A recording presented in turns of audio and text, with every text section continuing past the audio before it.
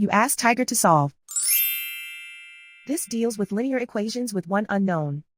The final result is x equals 25. Let's solve it step by step.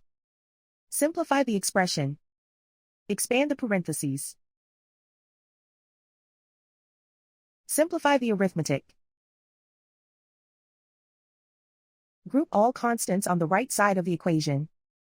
Subtract 216 from both sides.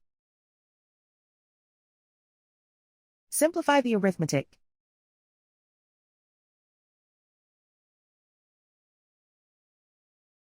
Isolate the x.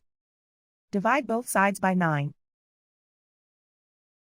Simplify the fraction. Find the greatest common factor of the numerator and denominator. Factor out and cancel the greatest common factor. And so the final result is x equals 25.